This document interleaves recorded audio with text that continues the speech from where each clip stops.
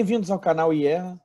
Eu sou Eduardo Bastian e hoje, dando continuidade ao nosso programa Crise, debatendo a crise econômica decorrente da pandemia, a gente vai fazer um bate-papo, uma mesa redonda sobre as questões macroeconômicas referentes à crise. Temos hoje, então, 3 professores do Instituto de Economia da UFRJ, os professores Carlos Pinkusfeld Bastos, Luiz Fernando de Paula e Esther Dweck. Para começar, e acho que é interessante para os nossos ouvintes, né, eu vou pedir para o professor Carlos Pinkusfeld dar uma geral nas medidas que foram tomadas até aqui pelo governo, mapear um pouco, né, esse conjunto de medidas apresentado até o momento. Então, boa tarde a todos e Carlos Pinkusfeld, por favor, se pudesse começar. Bom, boa tarde aos amigos aqui, boa tarde pessoal que está vendo, boa tarde, boa noite, que vai ficar na internet. É uma saudação para todo mundo. E, bom, eu acho que antes de mapear exatamente essas medidas, a gente deve fazer, porque tem muito número, eu acho, são números muito grandes, muitos valores elevados, tal. Deve mostrar que esse tipo de intervenção, especificamente, intervenções em crises dessa monta, elas têm, digamos assim, 2 níveis, na verdade são 3 níveis muito fundamentais, distintos, que tem que ser mapeados. O primeiro nível é um nível financeiro. Como todo mundo sabe, o sistema financeiro é o coração do sistema capitalista, certo? É onde os fluxos financeiros, que depois vão se tornar em gasto, circulam, é onde se inicia as decisões de crédito.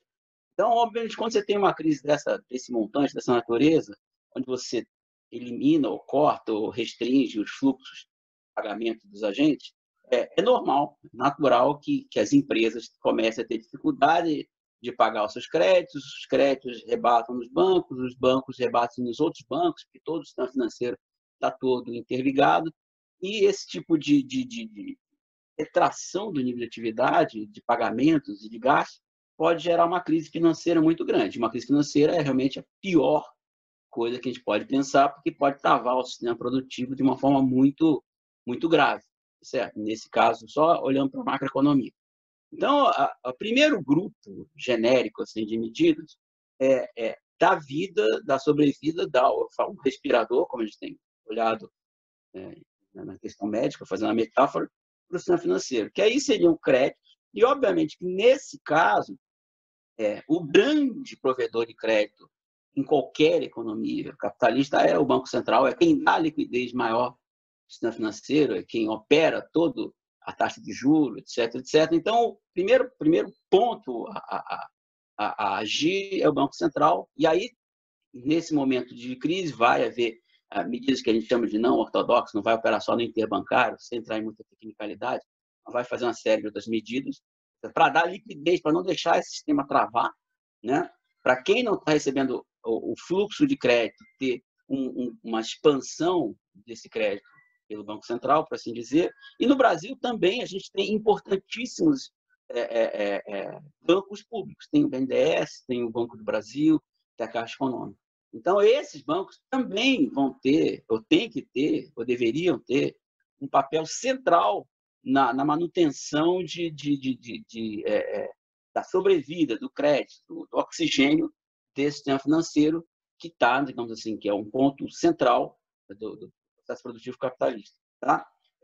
Obviamente que, em relação a isso, os valores são enormes. Por exemplo, eu estava olhando aqui, nem é mais atualizado, um pouco mais antigo, mas aqui são 670 bilhões, pode ser... os bilhões são muito grandes, mas tem que ficar claro que esses bilhões não são exatamente gastos. São formas de gerar liquidez que vai permitir a sobrevida do sistema financeiro e depois do sistema produtivo e depois de uma economia como um todo. A primeira coisa é olhar, dentro desses enormes valores, esses auxílios financeiros, essas linhas de crédito, até mudança o quanto você vai ficar a provisão para renegociação de crédito, ou ter capital de giro, ou mudar o quanto o Banco Central exige que fique no compulsório, que são medidas meio técnicas, tá certo? São de grande montante, valores muito altos, mas necessariamente não estão relacionados na ponta a chegar à população. E agora sim, a segunda, digamos, o segundo nível, o segundo tipo de atuação seriam esses gastos. Aí sim, seriam gastos que chegariam na mão das pessoas através de transferências, que vão ser exatamente as transferências para autônomos, que já foram definidas pelo Congresso de R$ 600 em 3 meses, certo? Ou será o aumento do número de Bolsa Família, de pessoas que são colocadas para dentro do Bolsa Família e depois examina se está correto ou não, porque é um momento de emergência. Então, essas são transferências. E também para pessoas, transferência do governo para pessoas. Tem o gasto direto do governo, certo? Que aí vai ser o aumento do gasto, principalmente no primeiro momento, um gasto de saúde, talvez alguma coisa de infraestrutura relacionada a isso. Graças a Deus, ontem saiu uma medida provisória do governo onde aparentemente se centraliza um controle mais organizado da forma de resposta à pandemia. Então, isso vai ter que tomar uma série de medidas que eu aí relaciono com o terceiro nível, que não é mais nem pelo lado do crédito, nem pelo lado da renda ou do gasto, que a gente chamaria pelo lado da demanda, e sim pelo lado da oferta. Certo? Muito certamente vai ter que haver medidas pelo lado da oferta, seja na questão de reconversão produtiva, por firmas que passam a produzir insumos, produtos e máquinas relacionadas ao complexo de saúde. Isso nos Estados Unidos ficou famoso recentemente. O presidente, o Trump, ordenou que a GM passe a fazer ventiladores, uma reformulação, uma reestruturação produtiva, usando uma lei de guerra muito antiga, acho que é da Coreia, se eu não estou enganado, desculpa, se eu estiver enganado, mas é de uma guerra. Então, essa parte de reestruturação produtiva, no Brasil, eu espero que não chegue, mas acho que provavelmente vai chegar também, alguma coisa como distribuição de cesta básica, etc., etc., talvez garantia de funcionamento da infraestrutura de transporte, alguma coisa desse nível. Ou seja, tem o crédito, que são valores muito grandes, quando você olha nas tabelas, são lá de 700 bilhões, mas que não necessariamente vai chegar na ponta, tá certo? Que pode ser um crédito dado, necessariamente nesse momento ninguém pode pegar esse crédito, né? Uma linha de crédito fornecida, mas que não necessariamente vai ser usada, ou uma mudança de um compulsório, que não necessariamente vai virar um novo empréstimo, mas que são fundamentais, eu acho que vai ser melhor aqui explanada pelo Luiz Fernando, nosso colega, tá? Você tem o gasto e a transferência em si, que é fundamental para manter as empresas vivas, manter as pessoas vivas, manter as pessoas consumindo, pessoas se alimentando, e uma terceira, que eu acho que ainda está muito claudicante, mas a gente espera que avance daqui para frente, é na área de esforço produtivo. Não adianta nada você criar uma demanda, por exemplo, no setor de saúde, se você tem gargalos de oferta muito rígidos por questões da estrutura produtiva que é anterior à crise. Então, eu acho que as medidas, todo mundo aqui, quando foi olhar no jornal, não sei quantos milhões, pensa assim, vamos separar as três coisas e ver quanto está indo para cada uma delas e se cada uma dessas vertentes está sendo adequadamente coberta ou está sendo adequadamente administrada pelo governo federal. Pincosfeld, vou pedir então para a Esther e para o Luiz Fernando detalharem um pouco mais essas medidas adotadas até aqui. Começar com a Esther. Obrigada, Baixa. Também bom dia, boa tarde, boa noite, dependendo da hora que vocês forem assistir essa nossa conversa aqui. O professor Pinks fez uma boa resumo das três tipos de tomadas, né? Acho que a coisa importante, houve uma mudança, né, em relação a quando a gente conversou, Baixa, da outra vez, foi logo na primeira semana, né, de quarentena. Antes, o governo não tinha tomado quase nenhuma medida, a gente estava muito preocupado, né, de como seria, inclusive a nossa carta, né, falava muito das medidas que eram necessárias e que ainda estava demorando o governo um pouco a cair a ficha, né? Felizmente, ao que tudo indica, essa ficha está caindo, né? E de fato a gente viu um certo consenso, né, que está crescendo entre praticamente todos os economistas sobre a questão de curto prazo, né, sobre o que precisa, o curtíssimo prazo, sobre o que precisa fazer agora.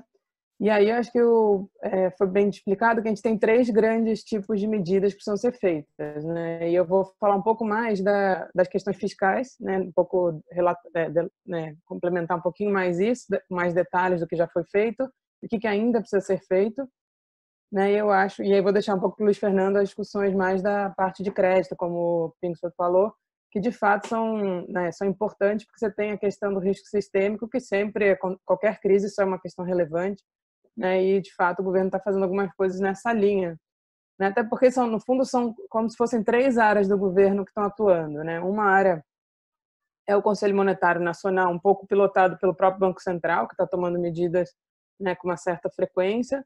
Você tem uma área que é do Ministério da Economia, que está muito, claro, que está ligada a isso, mas também está mais ligada às questões fiscais diretamente. E a questão da saúde, que é um pouco, né, para onde vai o dinheiro na área da saúde e as próprias medidas que a gente chama sem gastos também, né, que é a discussão de quarentena, enfim, medidas que são importantes para serem feitas nesse momento, que exigem uma certa coordenação. Então, eu acho que, e obviamente as medidas de reconversão produtiva, como o Pinto falou também, que de fato isso aí envolveria alguns outros ministérios, né, acho que até uma área do Ministério que está dentro da economia, de indústria, mas também alguma coisa ligada à AGU, outras coisas que fazem, como é que a gente impõe isso para determinadas empresas, né? Mas aí eu não vou tratar tanto dessas, embora sejam essenciais, como já foi falado aqui, vou tratar mais das questões fiscais, mais ligadas às medidas que o Ministério da Economia tem anunciado, né? E aí eu acho que de fato, assim, quando a gente conversou da primeira vez, o governo ainda não tinha feito nada para mudar a meta de resultado primário, né? Lembra, a gente até eu falei isso porque na sexta-feira, naquela semana, né, que era dia 20 de março, o governo teria que fazer um relatório, e aí a decisão do governo naquele momento foi, então, fazer o decreto de calamidade pública, né, que eu acho que tinha acabado de ser anunciado. E, de fato, foi aprovado, e com isso o governo fica liberado do ponto de vista da regra de primário, né, de poder, então, gastar para além do que seria permitido frente à arrecadação, que claramente vai cair, né, como a gente já tinha falado. E aí ele conseguiu, então, por esse lado, resolver a questão da lei de responsabilidade fiscal no que se refere principalmente ao resultado primário, né? E com isso, o governo, até aquele momento, ele só tinha anunciado medidas de remanejamento de gastos, né? Era um pouco antecipação de pagamentos de benefícios ou postergação de pagamento de impostos, mas nenhuma dinheiro novo, né? Mesmo o crédito para a saúde que tinha saído até aquele momento, não era com dinheiro novo, era com remanejamento. Depois de aprovado isso, o governo começou a anunciar medidas de um pouco de mais expansão efetiva de gastos, né? A primeira que eu achei importante, também está relacionada ao que a gente falou na época na carta, foi em relação aos estados, né? Ainda é insuficiente, mas ele foi importante porque ele permitiu 2 coisas, né? Uma, como a gente falava na carta, ele parou com o pagamento de juros pelos estados, né? O que dá um alívio para os estados para eles terem mais recursos para poder gastar com questões mais ligadas diretamente à pandemia, e prometeu manter o FPE e o FPM, né, no mesmo nível de 2019, o que é muito importante, porque como a arrecadação vai cair, se o governo não fizesse nada, o que é repassado para os estados e municípios iria cair também. Essa foi a primeira medida para os estados, importante, porém ainda insuficiente, né? Então é importante entender que os estados vão precisar de muitos recursos na área da saúde, diretamente, porque quem opera a maior parte dos equipamentos de saúde ou são estados ou são municípios. Tem pouquíssimos equipamentos diretamente federais. Então, o que os estados ainda estão pedindo, né, e até no nosso caso, que é um equipamento federal, que é o Hospital da FRJ, por exemplo, ainda não recebeu todos os recursos que precisa para poder fazer ampliação de leitos, etc. Então, você tem toda uma área que ainda precisa ser complementada nesse repasse aos estados e municípios e também aos hospitais da rede federal para que eles possam estar preparados para enfrentar isso, né? E a gente sabe que isso vai desde a questão de expansão de leitos, a compra de equipamentos, né, montar hospitais de campanha, etc. Então, ainda falta uma parte de repasse aos estados e municípios, que é dinheiro efetivo para a área da saúde, né, que precisa ser garantida. Uma outra linha que a gente falou bastante na carta era a questão da transferência de renda para as pessoas. Então, essa semana a Câmara aprovou, é importante entender que ainda não está totalmente aprovado, ainda falta o Senado aprovar, mas tudo indica que há um consenso político para isso, aquele auxílio de R$600 por pessoa, né? Então, por CPF, não é por família, uma família pode ganhar até R$ 1.200 se ela tiver duas pessoas com maiores de 16 anos, eu acho, ou se for uma família chefiada por uma mulher também, não tendo outra pessoa, mas ela também tem direito a R$ 1.200. Então, provavelmente as famílias brasileiras de baixa renda, né, que são pessoas que precisam atender 3 critérios, né, ou ser um MEI, ou ser qualificado para entrar no cadastro único, que são pessoas com uma renda mais baixa, né? E ter tido, essa até é uma coisa mais polêmica, ter tido uma renda no ano anterior que fica abaixo do mínimo para pagamento de imposto de renda. Essa até é uma discussão polêmica, talvez caia isso acho que no Senado está sendo discutido, porque na verdade aquela pessoa pode ter tido uma renda acima de R$ 28 mil no ano anterior e agora está com renda zero, né? Então acho que isso vai ser discutido ainda, acho que esse é um critério que é um pouco que acaba limitando em alguns casos, né? Porque a gente tem muitos trabalhadores informais que ganhavam acima disso, mas que agora vão ganhar zero porque não vão ter a menor condição de manter a sua renda diante da necessidade de isolamento social, né? Então isso ainda precisa ser aprovado, mas está caminhando na linha correta, né? Só que isso não é suficiente, porque a gente ainda está falando de trabalhar aqui, claro, e aí também a ampliação do Bolsa Família, como a gente falava na carta, né? Então isso está na direção correta. Acho que o valor que foi acordado, né, muito empurrado por movimentos até um pouco mais da oposição, mas que depois o governo aceitou. O governo inicialmente tinha falado só R$ 200, né? A gente comentou isso, eu acho, da outra vez. Era um valor muito insuficiente que não permitia a pessoa deixar de trabalhar. E agora um valor que é até um pouco acima do salário mínimo realmente dá um alívio para uma grande parte da população. Mas ainda falta os trabalhadores formais, né? A discussão para os trabalhadores formais ainda não está definida, né? Eu acho que ainda já se anunciou que terá alguma coisa, porém ainda não foi anunciada como e como isso vai ser feito, né? E nesse caso tem que ser uma coisa para todos os trabalhadores formais, né? Não adianta ser também, porque eu acho que todos os trabalhadores formais vão sofrer, não importa a renda dele inicial, porque principalmente um pouco na linha do que já foi falado antes, as empresas vão ficar sem capital de giro, né? Elas não vão ter, as empresas, a maior parte que não seja de setor extremamente necessário nesse momento, não vai estar girando, não vai estar vendendo, portanto não vai ter recursos para pagar salários. Então é preciso fazer um pacote ligado ao setor formal para que a gente então contemple praticamente todas as famílias brasileiras, né, com renda nesse momento, para evitar um colapso maior. Né? Eu acho que tem uma questão importante agora, que é como executar isso. Além do decreto de calamidade, que foi necessário para não precisar fazer o contingenciamento lá em 20 de março, existe uma discussão sobre as outras regras fiscais, né? Em princípio, todas elas têm uma cláusula de escape para a calamidade, tá? Então, em princípio, não precisaria mudar nenhuma, mas, pelo que a gente está vendo, tem uma certa dificuldade dos servidores que trabalham lá diretamente operando isso, e eles estão um pouco inseguros em fazer gastos que extrapolem a regra de ouro, estão inseguros em fazer gastos que extrapolem o teto de gastos, etc. E eu acho que isso, então, vai passar por tem duas frentes, né? O governo federal entrou com uma ação no Supremo para pedir que, nessa situação, as regras não valham, né? Que ele possa, então, ter uma certa flexibilidade. E o Congresso, por outro lado, está propondo uma PEC que vai também afastar as regras nesse momento de calamidade, né? E além da questão de afastar as regras de forma clara, para ninguém, né, que as pessoas têm muito medo de sofrer algum depois processo administrativo por ter feito alguma coisa durante esse período que era necessário, mas que de alguma forma alguém interprete que não estava dentro das leis. Você também tem uma outra questão importante, principalmente na saúde, não tanto na questão da transferência de renda, que é como contratar as coisas, né? Então, a gente tem uma lei de contratação que ela exige uma série de trâmites, né? E, claro, tem trâmites essenciais para garantir a qualidade do gasto, etc. Porém, tem muita coisa excessiva e que, nesse momento, se a gente for ter que atender todos aqueles critérios, o tempo de contratação seria exagerado e chegaria, por exemplo, os respiradores chegariam depois de passar da crise, né? A própria compra de materiais para montar hospitais de campanha, etc. Então, tem toda uma discussão sobre o regime de contratação que o executivo vai seguir nesse momento, né? Então, acho que isso também é uma discussão que está sendo feita, como fazer isso. Então, a gente está com um problema que, assim, a gente tinha regras fiscais que eram muito travadas, elas já, como a gente conversou da última vez, né, Baixa, elas já tinham deixado a gente numa situação um pouco mais vulnerável, já tinha saúde estava com pouco recurso, ciência e tecnologia com pouco recurso, e o que é pior agora é que elas também, mesmo tendo cláusula de escape, elas geram temor nos agentes públicos, né? E elas claramente têm problemas, né? Não só na execução no curto prazo, que nos dificulta enfrentar isso de forma mais célere, né? Que precisaria ser muito mais rápido.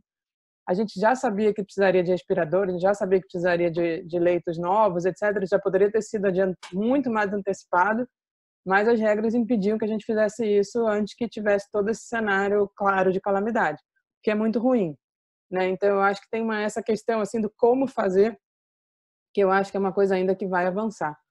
Né? Então, se a gente continuar seguindo nessa linha, então ainda precisa mais recursos para a saúde, que ainda não foram feitos, mais recursos para os estados garantirem isso, precisa aprovar, né, de fato, a transferência para os informais e baixa renda, né? Precisa também complementar com a parte dos trabalhadores formais e as linhas de crédito, que eu vou passar então para o Luiz Fernando, né, para as empresas poderem ter capital de giro nesse momento, e outras linhas de crédito necessárias para fazer frente à questão mais financeira, né, do pacote que precisa ser feito nesse momento. Né? Acho que paro por aqui agora.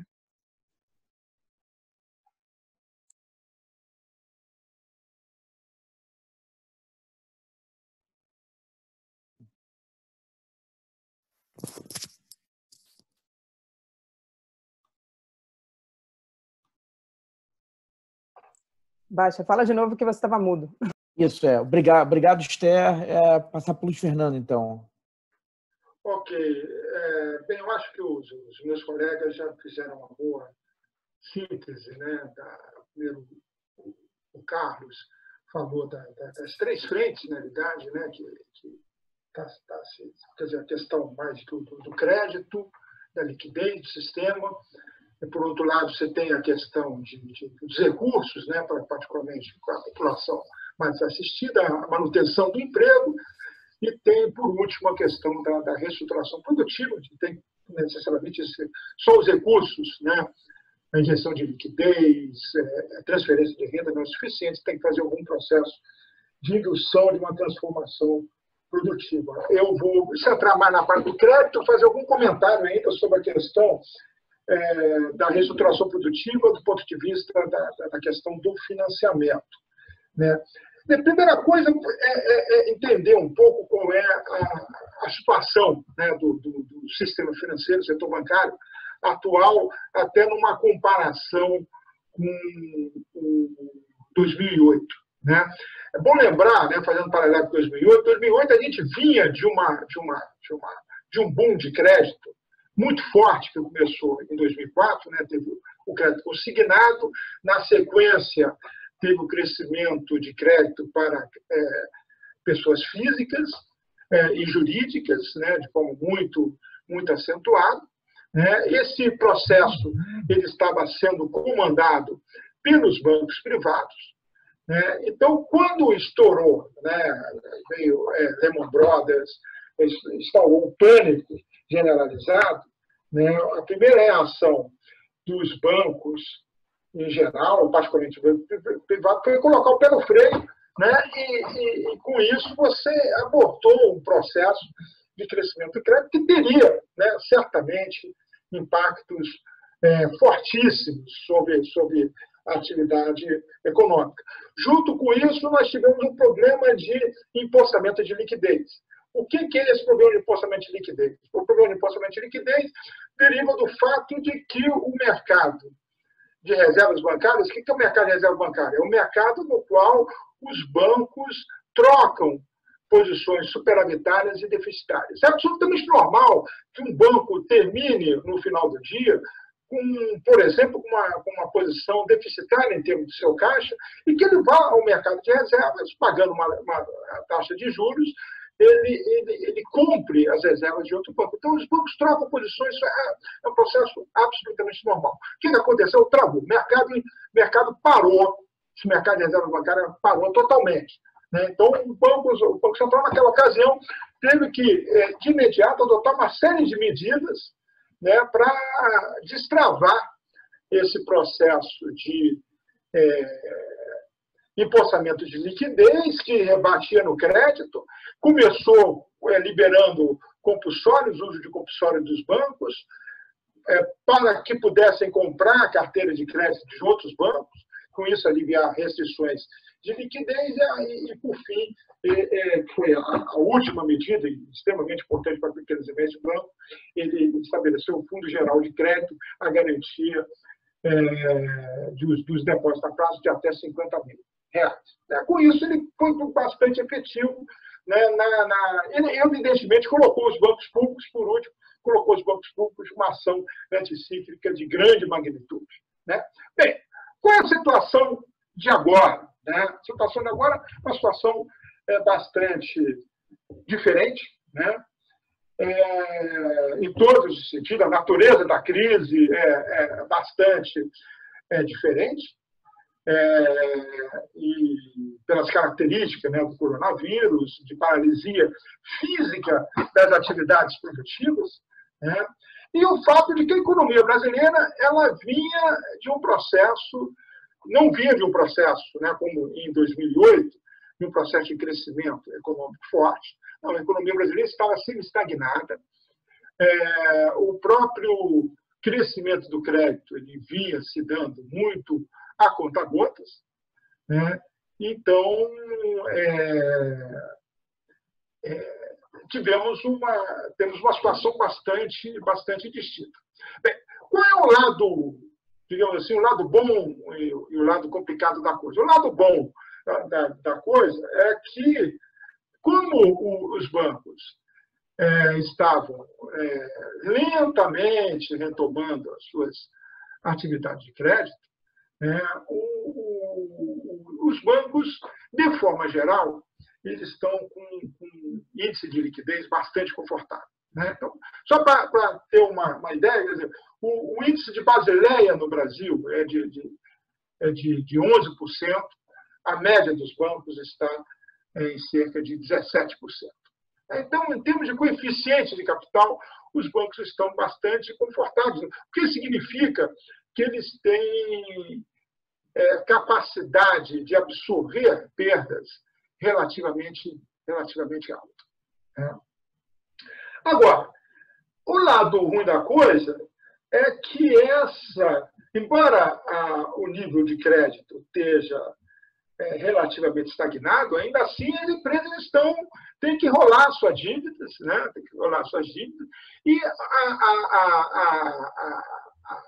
a crise econômica que a gente está vivendo é uma crise extremamente severa.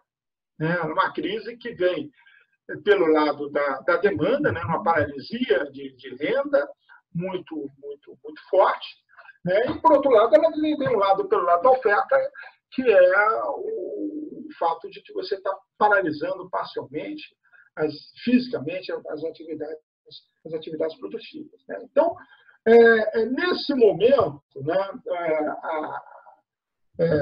acho que esse é o contexto que a gente tem que procurar entender as medidas que estão sendo adotadas. Evidentemente, o Banco Central ele tem que atuar de forma preventiva, ele não tem que só olhar o presente, o passado, ele tem que olhar as suas atitudes para frente. O que vai acontecer para frente?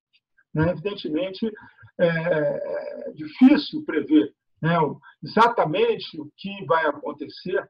Então, por exemplo, é uma crise na severidade de paralisia de parte da produção, de confinamento das pessoas, é uma crise de 2 meses? Será que é só de 2 meses? Ninguém sabe a natureza. Hoje, a entrevista do Paul Romer, economista americano, laureado do Prêmio Nobel, no Globo, ele coloca a possibilidade de você conseguir conter a pandemia e essa pandemia voltar. Então, ele, por exemplo, está defendendo que se faça um esforço enorme em termos de mobilização de recursos para a produção de kits de testes, que seria a única maneira de você resolver definitivamente o problema sem ter problemas de retornar à normalidade daqui 2 meses e ter uma reincidência isso colapsar a economia, os economistas durante um ano ou mais. Né? Então, são questões extremamente preocupantes. Então, a gente não sabe, né, o tamanho do buraco, né, que a gente vai enfrentar daqui para frente. As medidas adotadas essa semana, né, foram de dupla natureza. Né? Primeiramente, o Banco Central, do Conselho Monetário Nacional, ele fez uma injeção de liquidez muito forte no sistema, no setor bancário, aí da ordem de 17,7%, se estima na ordem de 16,7% do PIB, né, que incluiu uma redução dos compulsórios de depósito a prazo, uma flexibilização nas regras prudenciais de liquidez dos bancos, incluiu um novo seguro de depósito para os pequenos e médios bancos. Né? Porque esses pequenos e médios bancos precisam entender que eles têm uma natureza distinta dos grandes bancos. Qual é a natureza distinta dos pequenos e médios bancos? Eles têm um funding de recursos muito menos diversificado. Eles dependem fundamentalmente do quê? Para financiar as suas atividades de crédito? Depósito a prazo. Né? Então, já os grandes bancos, não, eles têm um fundo de recursos muito mais diversificado, eles contam com depósito à vista, né? Eles contam com depósito de poupança, né? Eles emitem títulos, letras financeiras, né? Então, eles têm uma capilaridade, né?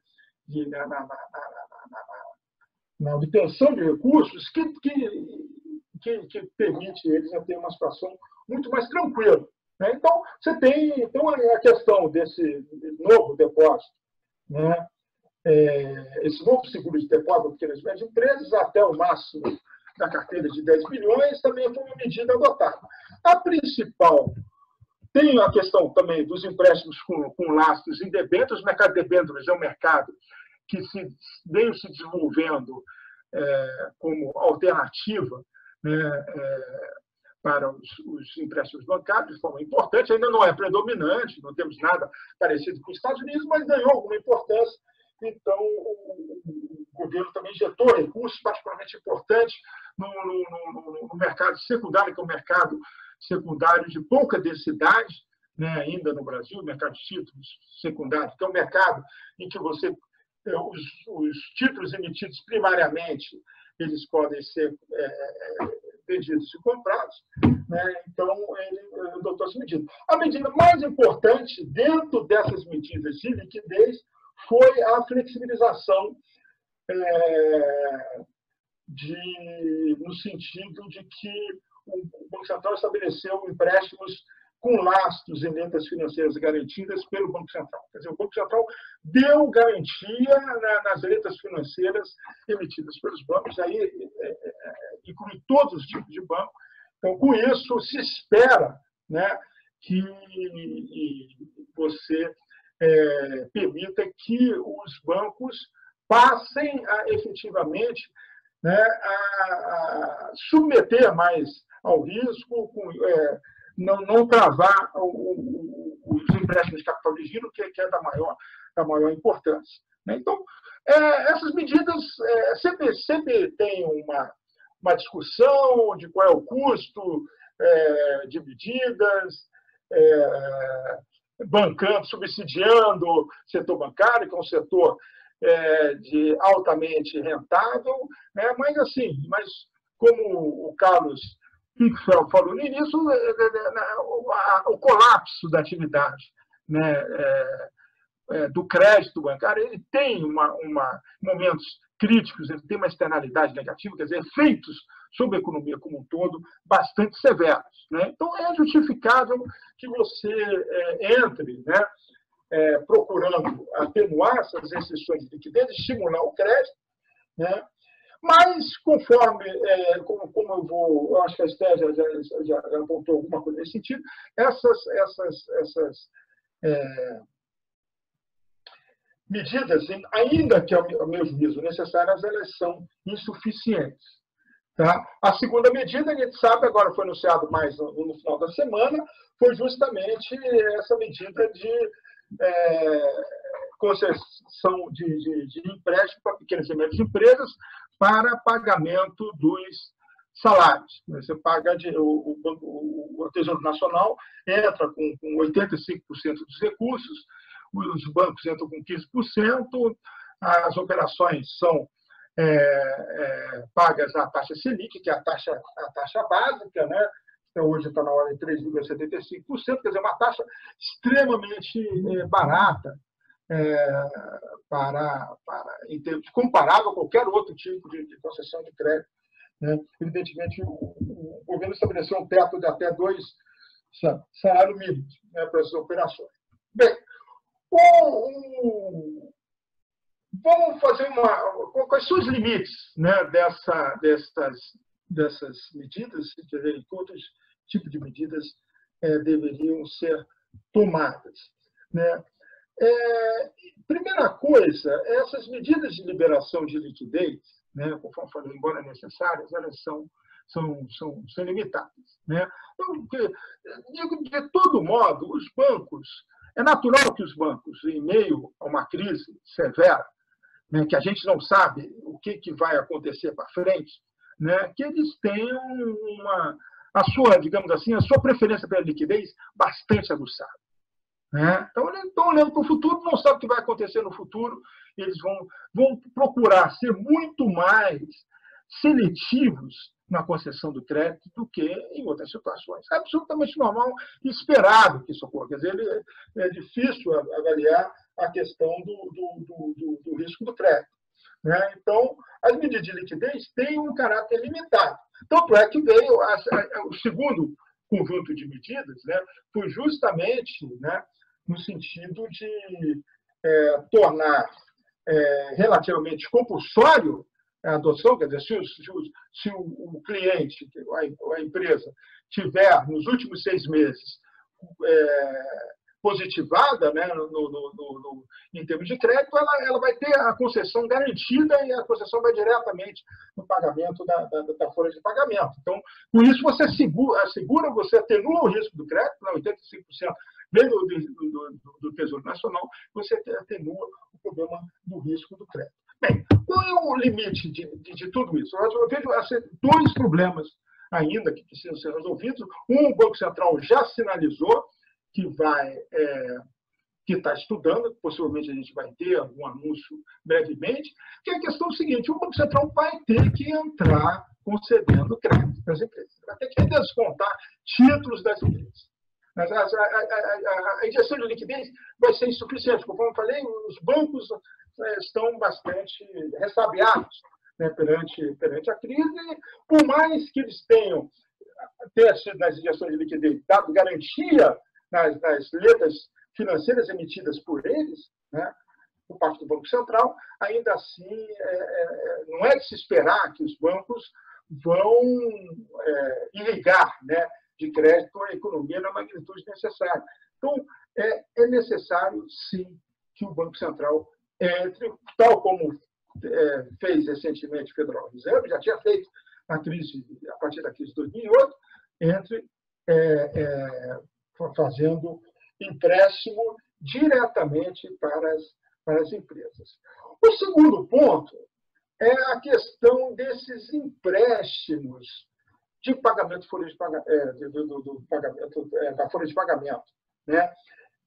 Esses empréstimos eles têm uma carência, né, de 6 meses.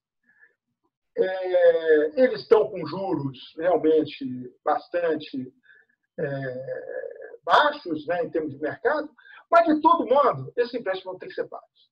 Né? Eles vão ter que ser pagos no momento, vamos supor, numa boa hipótese de que a economia, né, comece daqui 3, 4, 5 meses, né, comece a se recuperar, você tem se controlar da pandemia, você tem todas as condições, né, para retomar esse processo, você vai entrar com as empresas o quê? Altamente alavancadas. Né? Vão estar alavancadas porque elas para manter um emprego, né, e pagar tem uma vinculação, né, que você toma um empréstimo, você se obriga a manter, né, os os seus empregados durante esse período, né? Mas isso vai ter que ser pago em algum momento, né? Quer dizer, no momento que a economia voltar a se recuperar, os agentes vão estar alavancados, né? Então, isso coloca uma questão, se essa medida, ainda claro que todas as medidas emergenciais, né, elas são bem-vindas, né, que aliviam, né? A questão é saber se essa é a melhor medida, né? Eu gostaria de colocar na mesa, né, o fato de que alguns governos, né, particularmente, por exemplo, no caso da Alemanha, no caso do Reino Unido, eles estão pagando parte dos salários, né, particularmente nos segmentos de baixa renda. Até um limite, né, esses limites variam de país para país, né, então, no caso da Alemanha, o governo garante até o mínimo de 1.000 euros, né? A diferença de perda de salário, né, com redução de carga horária de trabalho, né, respeitado o limite de 1.000 euros, ele paga 60% do salário, da perda de salário líquido, né? Então, há uma perda de salário, mas claramente o governo está atenuando. O Reino Unido está pagando até 80%, está fazendo um programa até mais radical, né? Assim, o keynesianismo de um governo conservador está sendo mais forte, né? Curiosamente mais forte, está pagando até 80% dos salários dos trabalhadores, até o limite de 2.500 libras, que é coisa como 15 mil reais atualmente, né? Então, está entrando forte também na manutenção da renda. Quer dizer, a gente tem uma questão fundamental, que é a questão de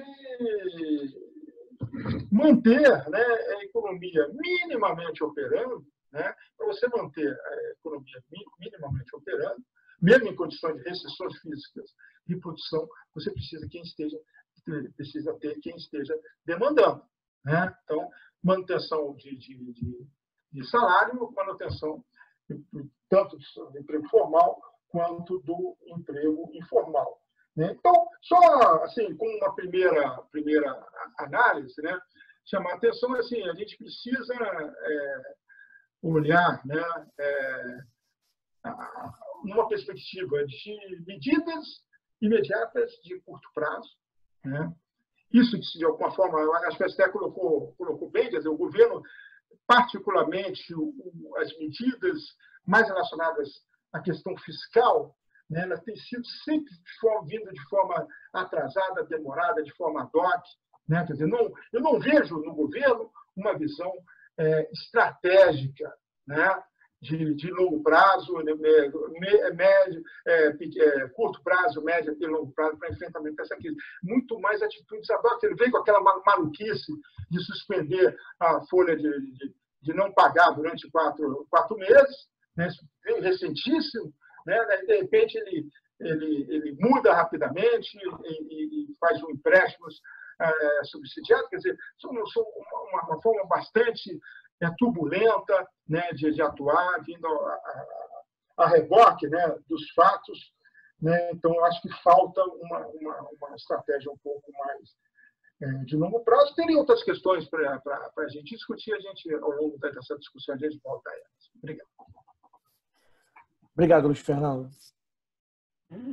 Esther, houve nessa última semana uma polêmica grande em relação ao isolamento horizontal, a proposta do presidente para se passar para o isolamento vertical, muita discussão entre um trade-off entre saúde e economia. Queria que você falasse um pouquinho sobre isso, para a gente continuar a nossa conversa.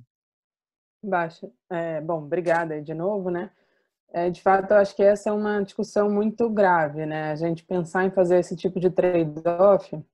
E aí eu ia falar, porque acho que tem duas questões. Uma é um trade-off que não deveria nunca se fazer, né, entre vidas e economia. E segundo, que não existe essa separação entre a questão sanitária, né, e a questão da economia. Essas coisas estão muito, muito interligadas, né? Até interessante, essa semana teve um estudo que o MIT soltou sobre a gripe espanhola, e eles fizeram uma análise econométrica bem interessante, com dados por cidades, né, tentando avaliar se aquelas cidades que adotaram medidas de isolamento mais radicais, se elas tiveram alguma perda econômica, né, realmente, um pouco com essa ideia de que existiria esse trade-off.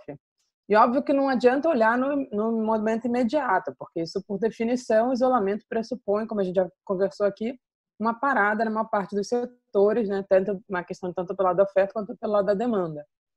Porém, o que eles estavam perguntando é, mas isso vai comprometer a economia para frente, né? A importância disso foi o seguinte: esse estudo fala, olha, as cidades que pararam primeiro, né, e fizeram uma quarentena mais ampla, né, e mais restrita, não tiveram comprometido a sua economia, né? E na verdade, ao contrário, né, se há alguma evidência de que elas recuperaram mais rápido a economia depois, né? Justamente porque elas não tiveram um grande caos social. E é interessante porque, complementando isso, saiu os dados do Imperial College para o Brasil, e lembrando que os dados do Imperial College para o Brasil, eles estão usando como base estudos dos países desenvolvidos, né, que tem um tipo de, né, até de forma de moradia, etc., de higiene, né, e de próprio o sistema imunológico da população bem diferente do brasileiro. E mesmo eles fizeram 5 cenários e mostram que realmente, se no cenário de você, mesmo no cenário de uma quarentena vertical, né, que não é uma quarentena completa, a quantidade de mortes e da maneira como você vai impossibilitar que o sistema de saúde funcione vai gerar uma situação de um caos social. E o mais provável é que esse caos social leve a um caos econômico muito forte, né? Então, eu acho que é muito importante a gente não pensar que existe um trade-off entre economia e questão sanitária. Eu acho que a melhor maneira de definir essa crise é uma crise econômica sanitária, porque é tudo combinado. E tudo que a gente já falou aqui é mostrando que existem, sim, alternativas para que o governo possa atuar para amenizar os efeitos econômicos de curtíssimo prazo, que, inclusive, vão nos ajudar, e acho que até uma discussão que a gente pode fazer depois um pouco melhor, é que parte dessas medidas não pode ser retirada depois enquanto a economia não voltar, né? A gente precisa que a economia esteja na pleno vigor para que você comece a retirar determinados estímulos que vão ser dados nesse momento. E aí, acho que eu só queria aproveitar, né, levantar um ponto que o Luiz Fernando falou, que eu acho que é muito importante, né, essa questão, como eu estava falando, dos trabalhadores formais, né, você tem diversas medidas que precisam ser feitas. A gente acho que o Pinkson tinha feito um resumo no início, né, das medidas que precisam ser feitas para justamente evitar que a crise de curtíssimo prazo seja muito forte, né, porque ela é uma questão quase inevitável, porém, ela ajuda, então, as pessoas a passarem por essa fase e ajuda, principalmente, que a crise sanitária seja muito mais controlada e que a gente possa sair disso numa situação muito melhor do que se a gente resolvesse impedir as medidas, né? Então, eu acho que, como ele falou, é essencial, sim, que o governo faça uma coisa para os trabalhadores formais que envolva uma combinação, né? Eu acho. Aí até seria bom ver se o Fernando concorda. Você tem uma parte de pagamento de parte dos salários, né? Pelo governo federal diretamente. Pode até ter um teto, né? Porque, claro, a gente sabe que tem trabalhadores que têm salários muito altos, a gente pode estabelecer um teto que seja considerado como razoável para que a pessoa sobreviva nesse período. E algum pacto de não demissão, né? Importante.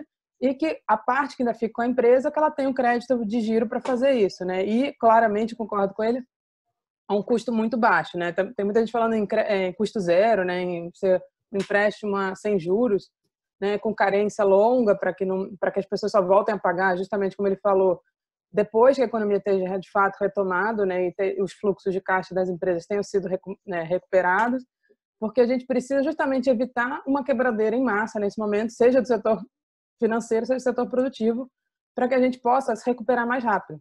E não é evitando, então, não é abrindo mão da quarentena, porque isso vai gerar um caos social que pode ter efeitos econômicos muito mais graves, como mostrou o estudo do MIT, e sim garantindo que o governo atue, né? E aí a gente já falou aqui várias coisas, acho que a gente pode discutir um pouquinho mais, né? Ver o que aí que os dois pensam sobre as outras medidas ainda que faltam para a gente ir garantindo que esse período de quarentena, que a gente não sabe exatamente a duração, que ele seja garantindo um mínimo para as pessoas sobreviverem a esse período, né? Acho que é um pouco isso, né? É só muito importante que ninguém ache que existe realmente um trade-off entre economia e saúde, né? Se a saúde for mal, a economia vai mal junto e não volta tão fácil assim. Ok. Eu vou, então, não sei se o Ixuel, quer falar alguma coisa agora? Não, rapidinho, só uma, não sei, talvez, só para fazer uma intervenção rápida, Fernando, só.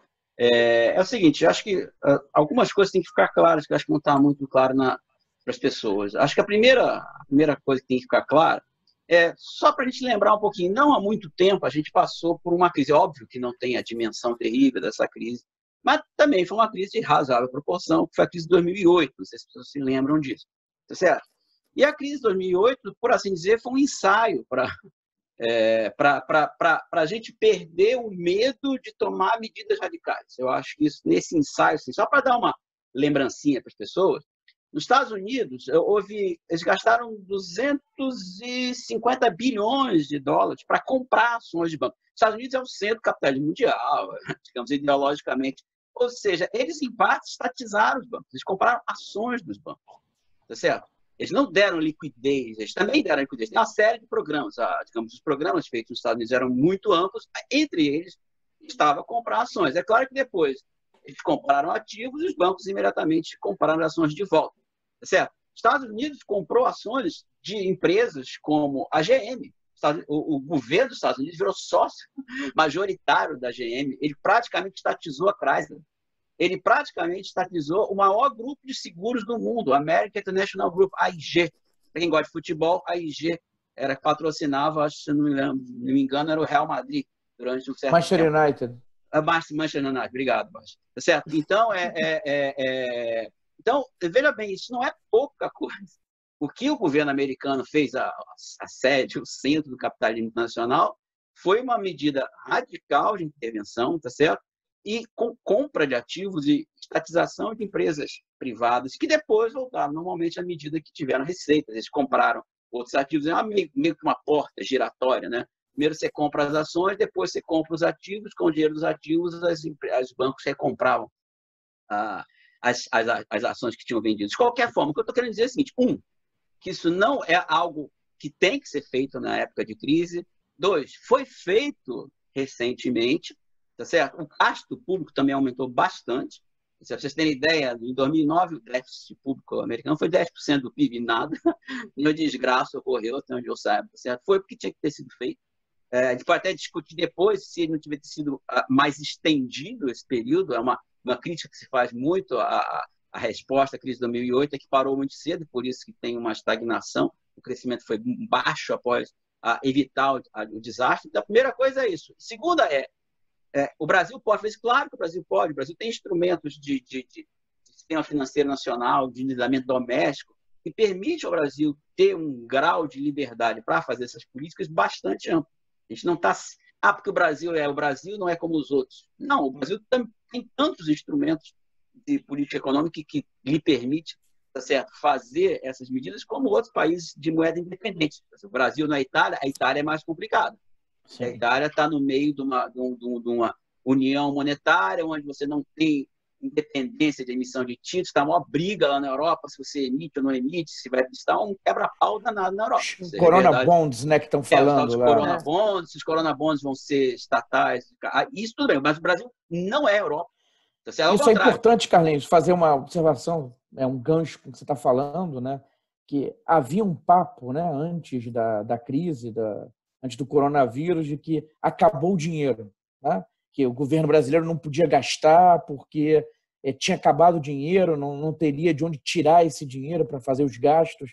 Então, só para, enfim, você puxar um pouquinho, que você está indo nessa linha, né? Essa discussão é um pouco mais complicada, a gente pode até depois estender. O que eu quero dizer é o seguinte: o Brasil tem instrumento de política econômica como uma capacidade de gasto doméstica e de endividamento em moeda doméstica e não em moeda estrangeira, que lhe permite expandir a sua dívida, expedir seu gasto, parecido com outros países. Agora, isso que é importante, só a última coisa que eu quero falar nessa rodada, tá certo?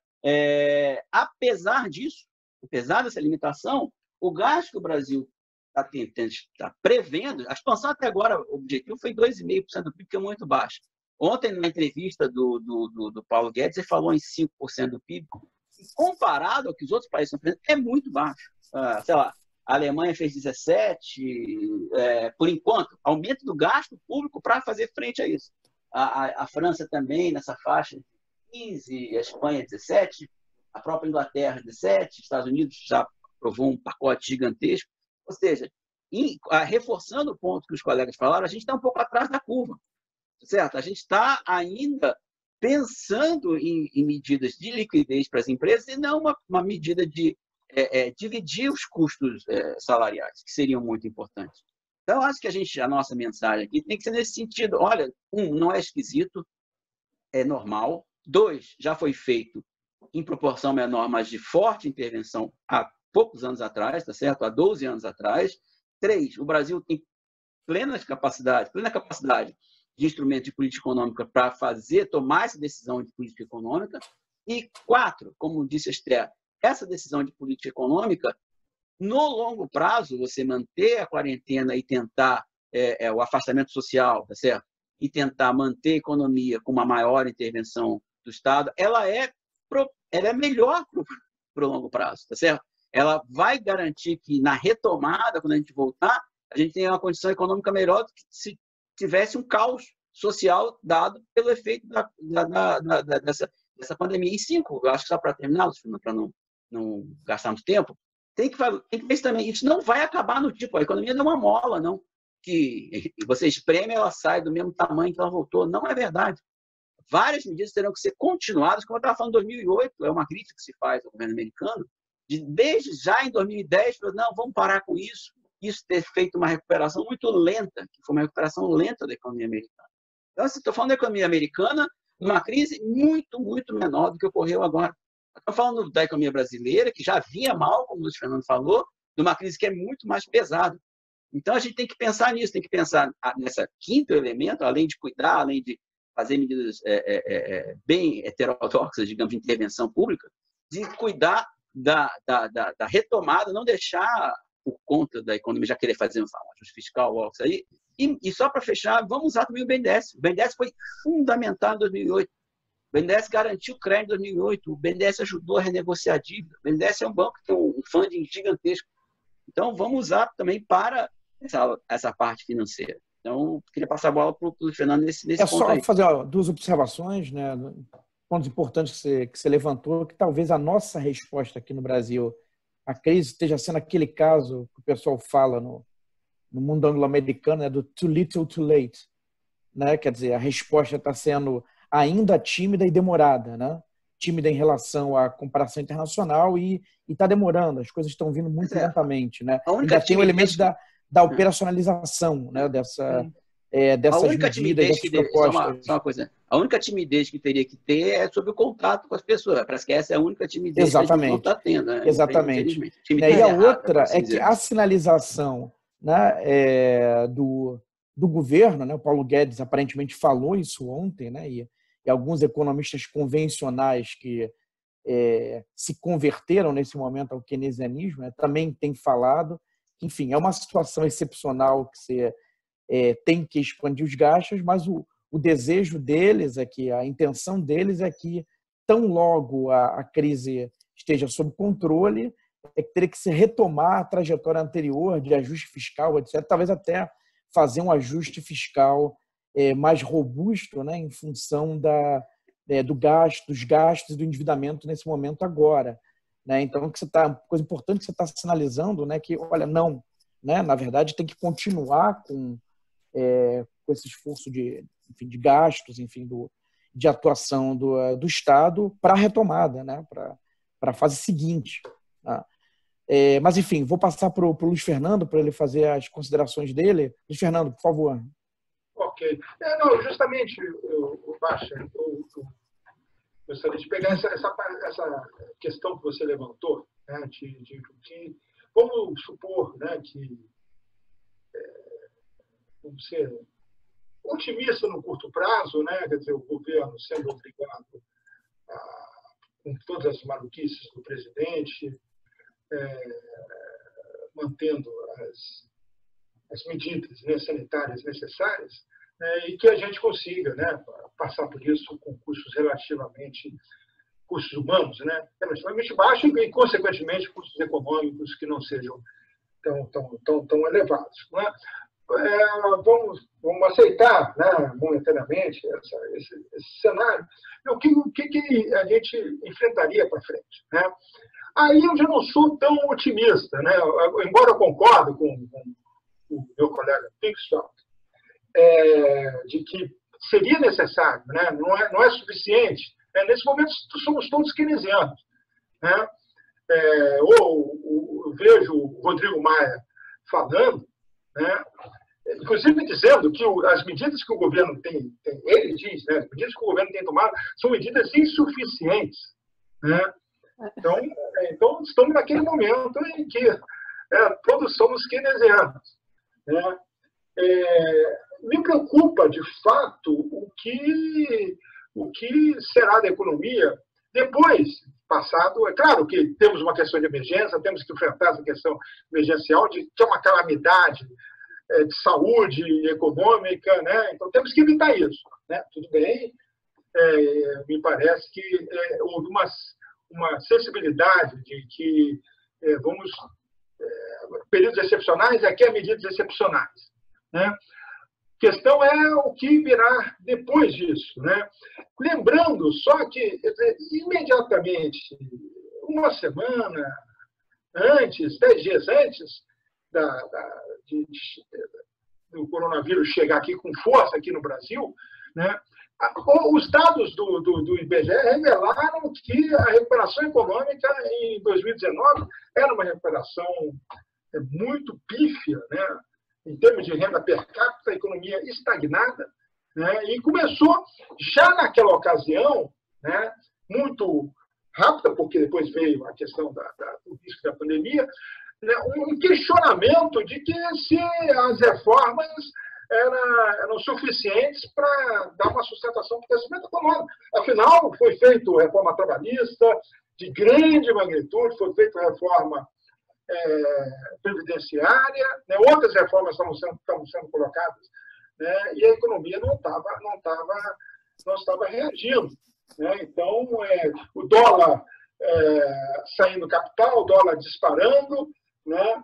E, então, a gente estava numa situação bastante questionável, né?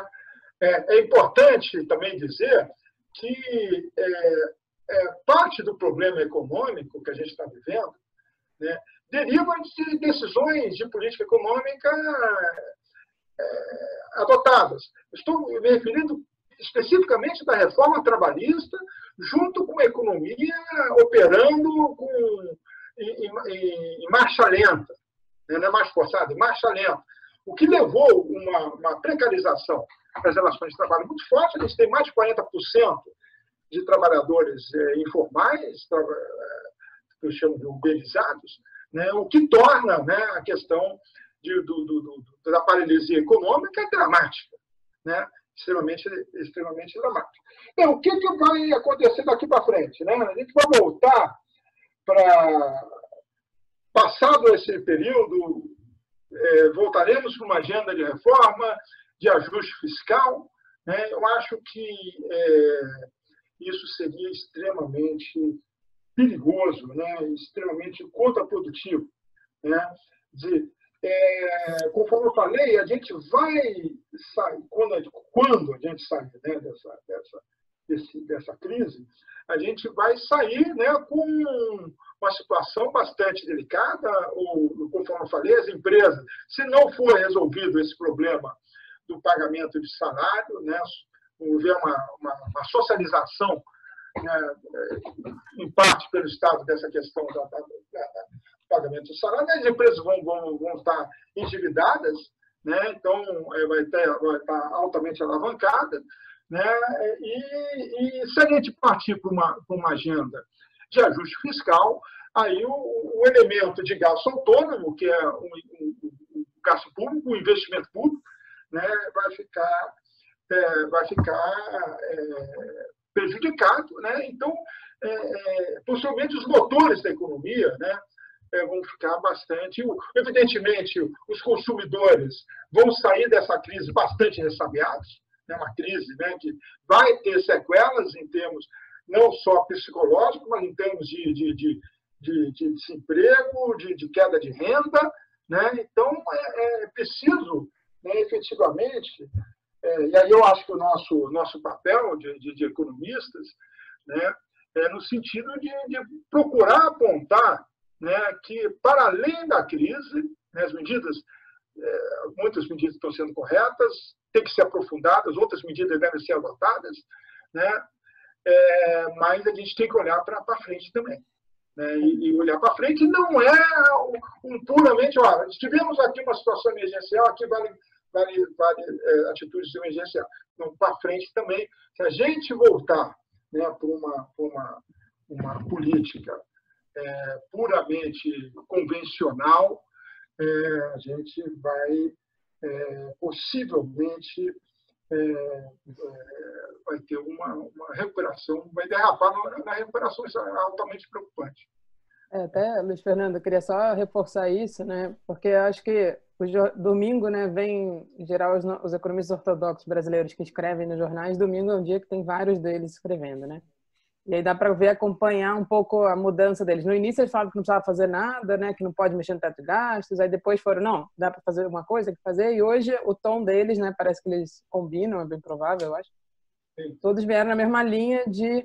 Aí, Pincos, é até interessante, porque a gente fala assim, por um lado, acho que teve já, como o Basti já falou, a entrevista ontem do Guedes, né, na XP, que aliás é uma coisa meio estranha, né, ele devia ter feito isso para a população como um todo, porque era relevante para todo mundo o que ele estava falando, ainda que fosse aberto no YouTube, né, é estranho ser por por um grupo privado, mas tudo bem, ele já sinalizou isso e hoje alguns economistas ortodoxos reforçaram, né, e aí, por um lado, um vai na linha de olha, depois temos que fazer todos os ajustes necessários, né, que é esse risco que o Luiz Fernando está levantando, e o outro fala, não podemos repetir 2008.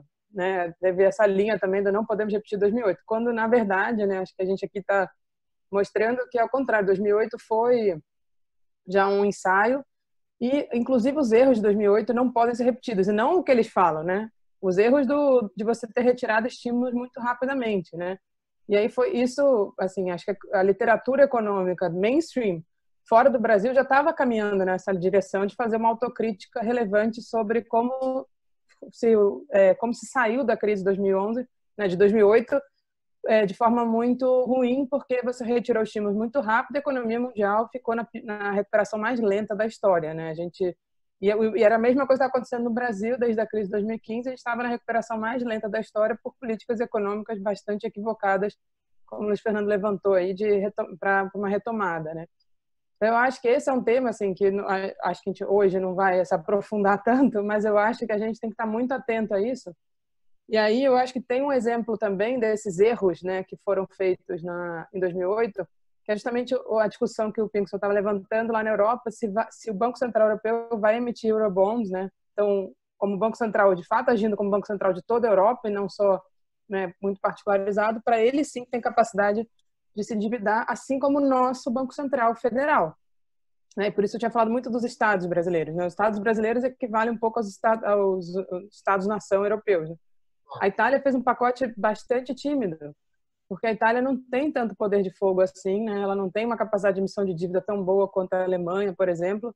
Então, a Itália dá muito, além dela ter sido uma das mais afetadas, ela está com restrições fiscais e eles estavam justamente fazendo abaixinado para que o Banco Central Europeu, de fato, entrasse para ajudar os estados na Europa. E isso é porque eles não fizeram isso lá com a Grécia, né? Deixaram a Grécia quebrar, ao contrário, apertaram a Grécia, e a gente sabe o que aconteceu com a Grécia depois. Então, eu acho que a gente tem, assim, é muito importante a gente depois pensar um pouco isso das medidas que têm que ser feitas depois, né? A gente está muito, acho que agora é focar no agora, e é bom que a gente tenha um consenso de que agora precisa fazer isso, né? E acho que eu diria que todos os economistas concordam, né? Para variar, nunca são todos, porque a gente nunca vai ter unanimidade absoluta nos economistas, mas eu diria que 99,999% dos economistas concorda que agora é hora de gastar e sem pensar no resultado fiscal no curto prazo. Mas depois a gente podia conversar, acho que mais para frente até, quando a gente estiver saindo da crise, no que precisa ser feito. E aí eu só queria fazer um ponto aqui futebolístico aí, Pimo. Assim, eu acho que se o Banco Central for salvar uma empresa, a primeira tem que ser o Azeite Royal. Né? Assim como ele salvou a IG, ele tem que salvar o Azeite Royal para não parar de patrocinar o Flamengo. Então fica aí a dica para o Banco Central para ele... Eu tiraria É uma relação desigual, né, Esther? O resto, né? Tá muito... Era só uma piadinha aí para a gente poder voltar para um assunto mais light, que é futebol, né? Que tem que ficar vendo os VTs, né? Porque não tem mais jogo. Então... Nessas piadas de futebol, né? Uma em relação ao Vasco, nós temos o nosso Carlinhos Pincosfeld vascaíno, né? É que a proposta, né, das empresas não precisarem pagar salários por 4 meses partiu da presença do Vasco, né? Mas enfim, você enfim. está sem som.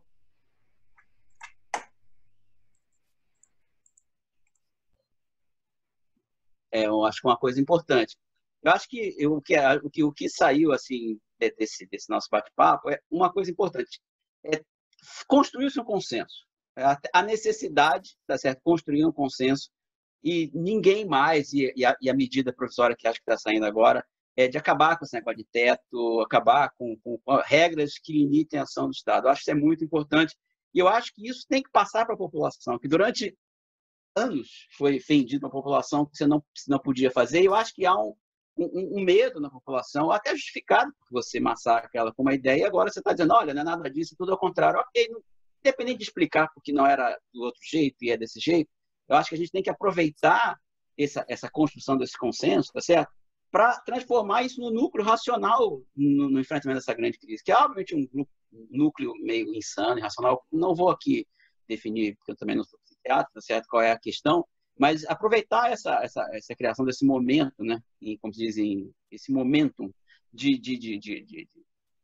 ações racionais, de aumento do gasto, para justificar, não, dá para fazer.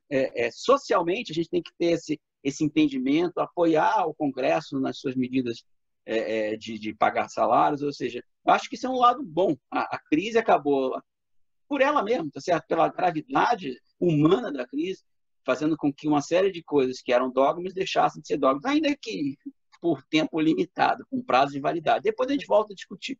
Eu acho que a mensagem que nós, que falamos isso há muito tempo, não vamos concentrar, vamos reforçar esse dogma, esse novo dogma, que tem que gastar, não tem teto, não tem limite, o que é verdade, não tem limite, não tem teto, tem que fazer tudo para salvar a economia, salvar as pessoas, e salvar as pessoas é salvar a economia. Acho que essa tem que ser a mensagem, tem que ficar clara para todo mundo. Não é uma coisa retórica, é baseado, inclusive, em estudos quantitativos, científicos, como a Esther falou, de uma instituição de ensino que tem grande notoriedade e grande respeitabilidade.